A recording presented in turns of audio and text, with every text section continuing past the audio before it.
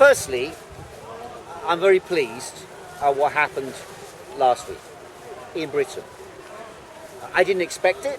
I don't think many people did expect. I don't think David Cameron expected it, and I think it's a big shift.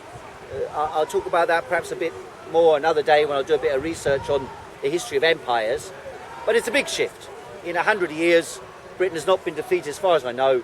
The British government not been defeated on war policy, and here we have a condition where there's a fundamental shift, reflecting a decline in Britain as a power on a world scale. And I think that's a very positive phenomenon, because the idea, this type of huffing and puffing that Tony Blair used to engage in, charging around the world, pontificating to everybody in the world with his stupid smiling face, this disgusting imperialism, moral imperialism that he engaged in, I think had its day. And I think ultimately the debate in Parliament reflected this, a disgust with this type of mentality and a recognition that you can't get away with it anymore. And I was surprised at the way Cameron argued. He went to Parliament and he said, well, I'm democratic, what do you want to say, what do you want to say, what do you want to say? He thought he could try and convince people of the arguments, and actually what happened was it turned against him. On the other side, I'd like to say, on the case of the chemical weapons, I mean, I agree with those who said that they're extremely sceptical as to whether chemical weapons were used in this occasion by the government of Syria. I doubt it, one, because they knew that the weapons inspectors were round the corner, two, because it wouldn't serve their interests, three, because there was an occasion, I believe it was in May this year, where a United Nations a special inspector, Carla Ponte, I believe her name was, she reported that the investigations the United Nations had done at that time led them to conclude that an attack that was said to be a chemical attack in May or February, March this year was actually carried out by the opposition. And so it seems extremely murky territory in which to immediately try and drag the world by the hair into a war with the Syrian government. And it also doesn't seem accidental that only or I think it was beginning of June, the Syrian government won a major battle. I believe it was quite near to the Turkish border, which shifted the balance of power towards the Syrian government and away from the opposition. And we should also be quite clear that a significant proportion of the Syrian opposition are in cahoots with extreme jihadists backed by Saudi Arabia and chanting bin Laden, bin Laden, bin Laden.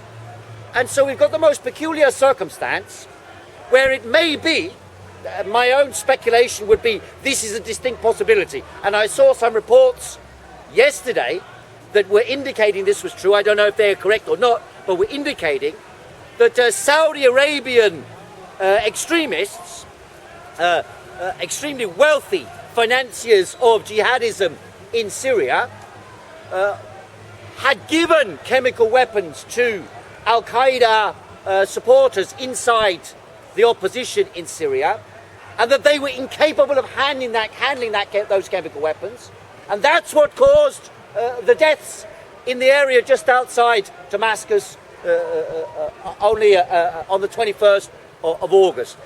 Now, I'm not saying that's correct. I just said I've heard and I read some reports about this, which I think are certainly believable. And then the idea... As a person that's worked for Associated Press that's put it, yeah, she's worked for Associated Press and the BBC. Well, it doesn't mean it's correct, but in any case, it's a quite viable argument. Right. And whereas the information that the Americans are presenting, and they are not even saying that it's true, they're saying it's highly believable. In other words, they look at they say open source. In other words, they looked at a load of videos on YouTube, and then they got intelligence, secret intelligence. Where did the secret intelligence come from? After a few weeks, they suddenly said, "Oh, it comes from the Israeli secret services."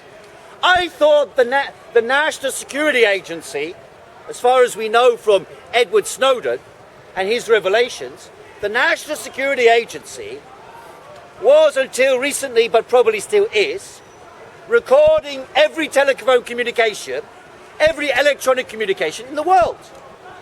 And so if they're recording all the electronic communications in the world, why do they need the Israelis to give them information about what happened in Syria? Surely they got their own information about what happened in Syria. They had their own phone attacks. Well, that's what supposedly had. But the report we've got at the moment, presented by Barack Obama, and the feeble report presented by David Cameron, basically says that this information is either open source or from an intelligence source which is traced back to the Israelis. If you look at the news reports from Israel, which I did this week, in the Israeli press, they were talking about this before it went in the Guardian. Before it went in the Guardian. They also said, Well, they said Israeli the intercepts. trajectory of the weapons came from. Well, they said they traced weapons being shot. That doesn't mean they were chemical weapons. This is an opposition area. There's a war going on. They said it There's was a war. chemical weapons. No, they said they thought there were chemical sections of the Syrian army in the area. No evidence presented, and that at similar time there were rockets fired to that area. We don't have the evidence. The United Nations were investigating the question. Just while they were investigating, and we're told they need until Saturday, suddenly the United Nations withdraw their inspectors because the Americans said we're about to bomb. Right? Once the UN inspectors are out, let's make it quite clear, David Cameron, Francois Hollande and Barack Obama all said they would not take any notice of what the United Nations said. So in other words, where there is a forensic investigation on the ground as to what actually happened, the Americans, the British and the French are ignoring it and will ignore it and threaten to bomb in order to drive away that inspection, to prevent a proper investigation as to what happened in Syria. And here we're talking about bombing people, bombing a country in which the Russians are involved, the Iranians are involved, the Israelis are involved, the Saudis are involved, the Americans are involved, the French are involved, the British are involved. The French, the British and the Americans have got people on the ground in Syria already, helping to organise sections of the opposition against Assad. Al-Qaeda operatives are in Syria chanting Bin Laden, Bin Laden. And there you want us to get involved. No thank you, no thank you, no thank you. And I'm glad that the British Parliament said no thank you. West now, why are our best friends now Al-Qaeda? I don't understand that point. This is a very interesting point. Financing them anyway. It's a very interesting point. We have times in the last 50 years where sometimes the dialectic of circumstances leads to coalitions and combinations. That's why people are talking about world war. I think they're wrong. But they're right as to why they're talking about it. Because there are times in history when a series of combinations, coalitions and contradictions manifest themselves in a single country, in a single series of events. Like Archduke Ferdinand Sarajevo. Like anybody even knew where Sarajevo was in 1918 in England. But war broke out over that. Why? Because a series of combinations and contradictions reflected themselves at that moment in Yugoslavia, or in Serbia at the time. Now, the Second World War. Okay, we went to war over Poland, so they said. But actually, when Poland was invaded, not a single thing was done. Nothing. No bombs were dropped. No war was fought. It was called the phony war. Right? Because actually, it wasn't about Poland. In many ways, the British, they supported the idea that they wanted Hitler to fight the Russians. And then once they beat the Russians, then they would have made some deal with Hitler. That was, at one time, the idea. Certainly the King of England, Edward VIII, is it? He supported that. And then the next one, well, he was not sure. The one who, George, what's his name? George VI, he wasn't too sure. The guy they go on about, King's speech and opposed the Nazis, actually he was sympathetic to the Nazis. So all sorts of peculiar combinations happen. Winston Churchill, anybody read what Winston Churchill says? He said, He said, this is a quotation, direct quotation, Winston Churchill, the greatest Briton in history, so we're told. I quote, I strongly believe that we should use poison gas against uncivilized tribes. That's the words of Winston Churchill.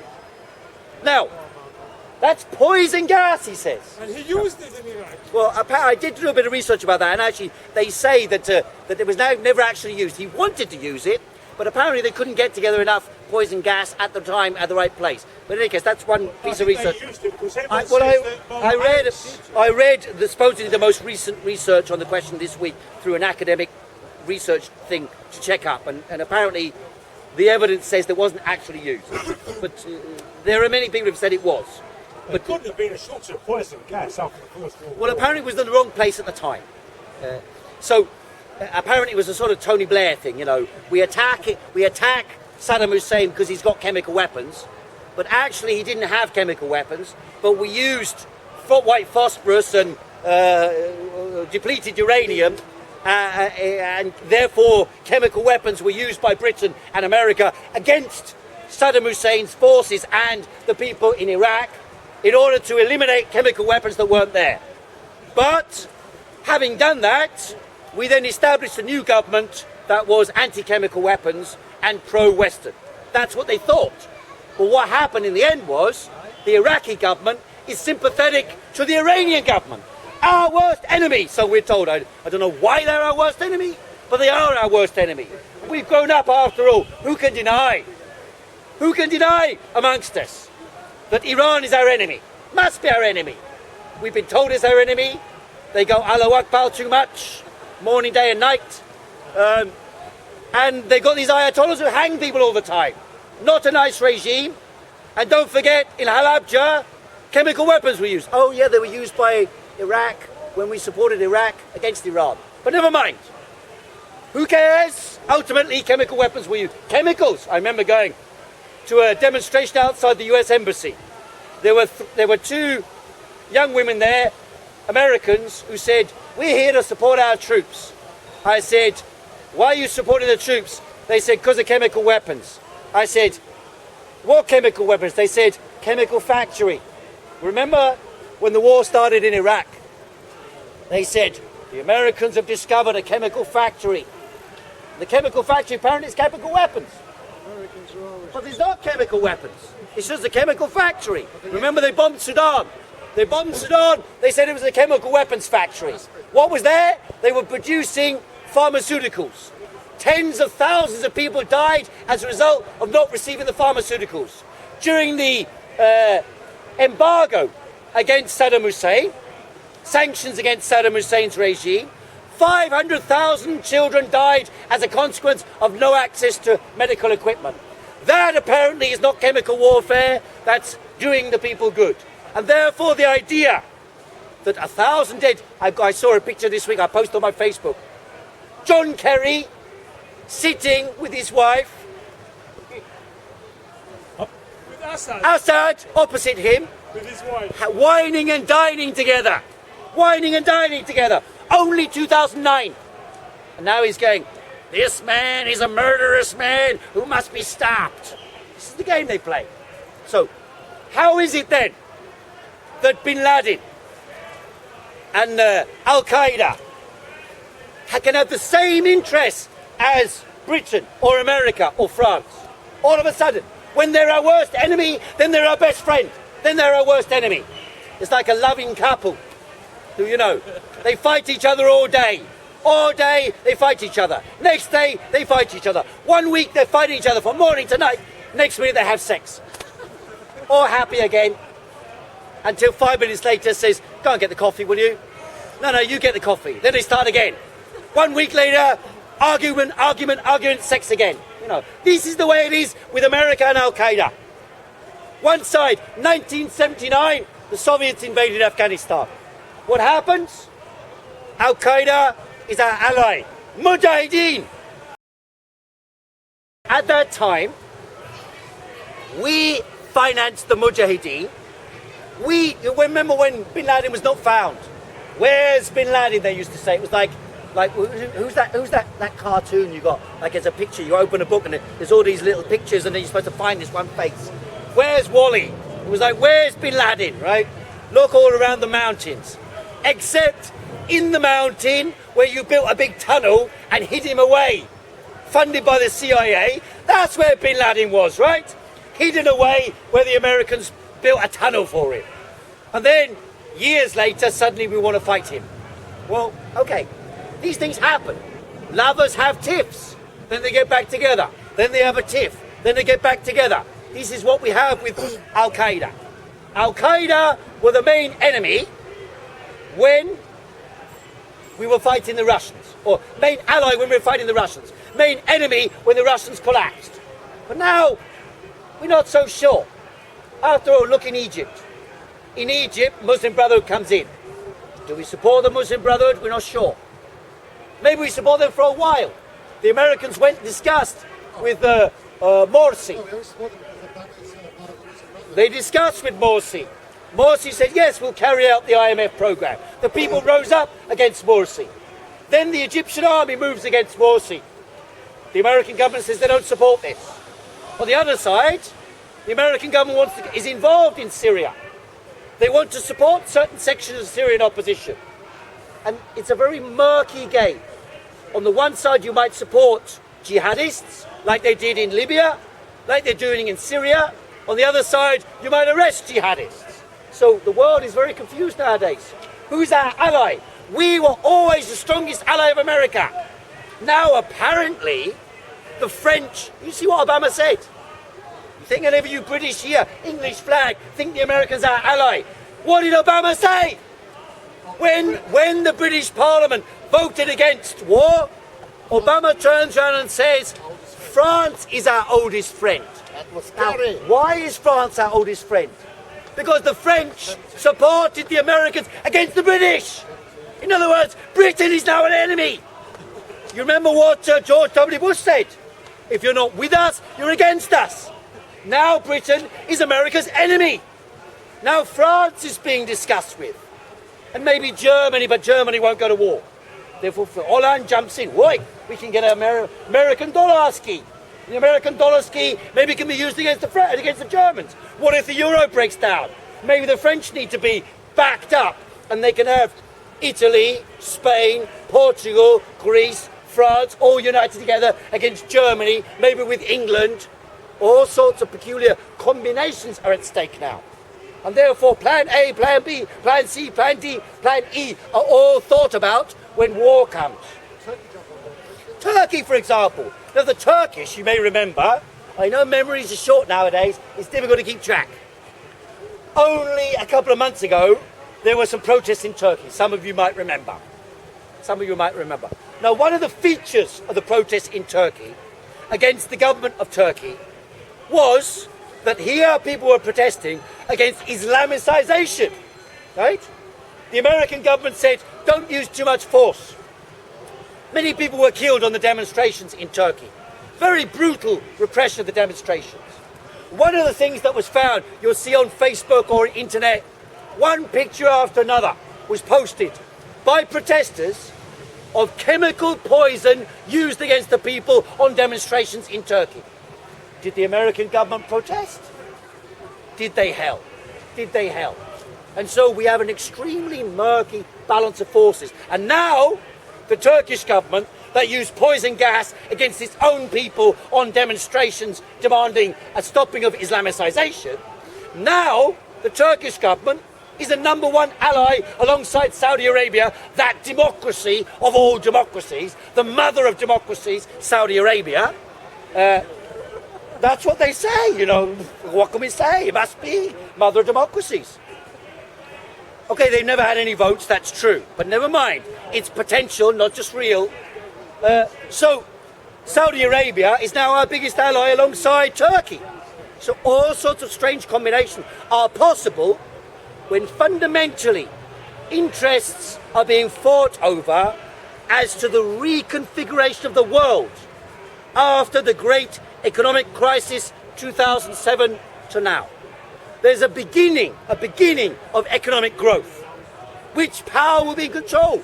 Last year, some reports say, and they're quite credible reports, China overtook America economically last year. Now, that's a giant historical shift. Giant historical shift. America overtook Britain in 1926 when parity between ships was removed and America was able to achieve parity in shipping. That enabled America to gain control of world shipping. World shipping controls world trade. 3,000 ships today move around the world every 24 hours, moving the goods of world trade around the world. The biggest companies are American companies. They control not only production on a world scale, the biggest companies, but also shipping around the world because their fleet is able to protect the supply of goods around the world, the movement of goods around the world. Now, if China overtakes America or has overtaken America, a new balance of world forces are in play. The Egyptians just made a deal with the Chinese just a couple of days ago. I think it was an oil deal. The Russians are involved. They don't want the Chinese too much involved. The Iranians are making deals with the Chinese. The Pakistanis are making a rail line and a pipeline, rail line down to the sea, across China, built by the Chinese, and a road. And so all sorts of reconfigurations are taking place as to how the world into the future will be structured. Everybody knows China's economy will continue to grow at 6, 7, 8% a year. And therefore China, it will be indisputably more powerful economically than America within 5 years or 10 years. And therefore we're dealing with a rebalancing of world power. That's why war is so dangerous now, because it drags in all these contradictions. That's why, in some ways, the Americans want to act now, but then they fear, the second thing is, they fear the third force. The third force is the will of the people, the will of the masses, normally passive and irrelevant. But actually, throughout the history of the last 3 years, the decisive force in the Middle East and North Africa, the will of the masses. The king can come, the king can go. Even the Saudi Arabian king can be overthrown. The Egyptian government can be overthrown from the street, one time after another time after another time.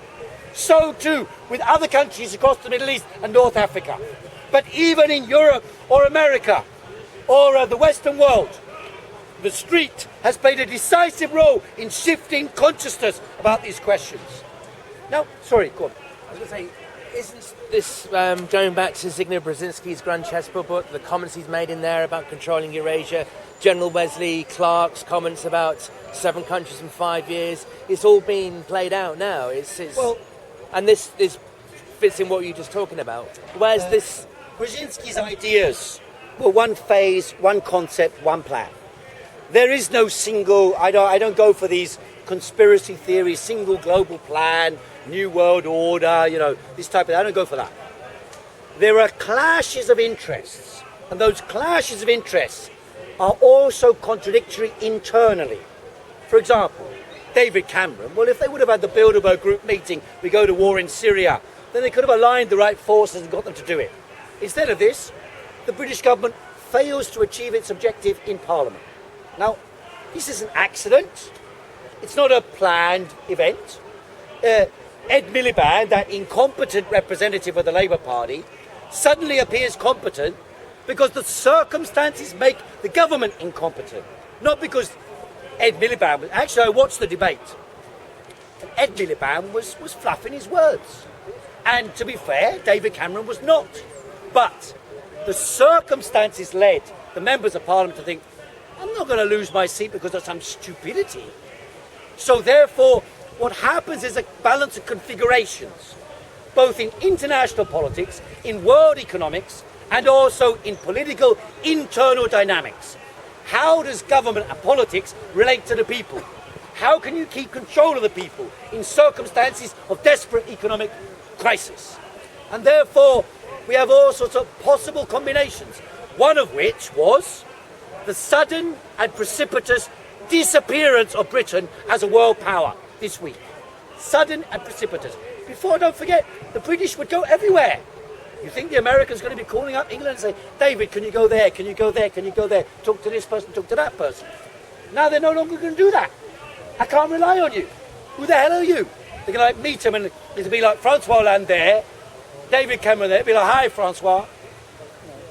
And then it'll be, oh, hi David. How are you? How are you doing? Suddenly there's a transformation in the world balance of power. And that's reflected. You see, like I said, China's growth leads to Britain's decline. Peculiar. But not through a direct path. There's no direct China leads to Britain, no. But in indirect form, yes. This strange contradiction that you talked about is very interesting because as well as being political and military rivals, the United States and China are also symbiotically joined at the hips. Because if you separated, they would both bleed to death because they're so interdependent on each other for trade, they will both die. So they need each other as well as their rivals. That's one of the very interesting. Here we have the dialectic of internal contradiction. You might have seen on television this week, the man by the name of Bo Xilai, he was tipped to become the leader of China. This is a secretive system of power. Here was the man who was supposed to be the leader of China, on trial, maybe even facing the death sentence. On trial. And he had confessed all his crimes. But then suddenly, come the trial, he said, I didn't confess, I was forced. What does that mean? If he says I was forced. Then he turns around, it was reported in the New York Times this morning, that actually, Bo Xilai made an appeal at the end, which was not published in the transcript of the speech, where he said, I love the people, and I appeal to them, if you like, to defend me, to support me. So, he was making a direct appeal, a political appeal, hoping that he'll go to prison, and that 5 years down the road, 10 years down the road, there might be upheaval, and suddenly people will call on him to be the king, if you like, the political figure who leads China to transformation. Why is this? Because the internal contradictions inside China exist at a powerful and tense form. Here you have a Communist Party government claiming to be representing the people at the same time as corruption and theft is known to be highly endemic even at the top. Even Xi Jinping says the same thing. So what does Xi Jinping do? In the Chinese press this week, in order to out Bo Xilai, Xi Jinping appeared amongst ship workers, sorry. And it was pouring with rain, and he had his shirt like this, completely soaking wet, and he stood there like this amongst the workers. So, to show he's closer to the workers than Bo Xilai, that was the idea. So, why is it that the government of that country, the number one economic power in the world possibly now, and certainly number two power in the world, why is it that this government suddenly has to pretend to be communist? Well, it's called communist. Most people don't think it is communist, but suddenly they have to pretend that they are communist. It's because the third force, the masses in China, look on and say, are you serving us? That's the point. And you see all the turmoil in the world, all the theft and corruption, and the knowledge that billionaires have seized control of the resources of the planet. 225 billionaires own more wealth than half of the world's population.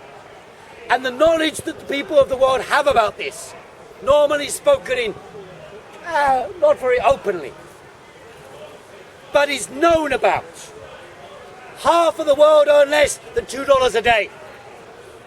And this contradiction between the official democratic structure, or in China, the official communist structure, but the actual subdivision of wealth, where the overwhelming majority are worse off than 5 years ago. In Britain, in America, in Germany, in France, in Greece, in Spain, in the homelands of capitalism. And at the same time, some people are becoming fantastically rich in China, whilst the government's supposed to represent the poor. These contradictions can explode in revolutionary upheaval all across the world. That is what we've seen in the Middle East. That can happen anywhere in the world. For that reason, sometimes war is a useful distraction to reorganize a configuration of power that serves the elite and to grab resources that can be used to buy off the population, to buy off a section of the population to keep them passive. Ladies and gentlemen, we live in a very dangerous world. But we also live in a world of enormous opportunity for an awakening in consciousness and internationalism. In a city like London, look around you, just one meeting for 1 hour at Speakers Corner. Who have you got here? From every religion probably, every background, every racial group, every type of identity. Here we are in one meeting. We have the capacity now, because of the internet, communication, connection around the world, to forge international solidarity of the people around common interests, peace, freedom and plenty in harmony with the ecology, to transform the world into a world where the economy, the wealth produced by the hands and the brains of human beings, is used for the benefit of the majority of mankind. For that we need to change the balance of wealth and power in the world to serve the people. Thanks very much, ladies and gentlemen. I'll be able to get a plate.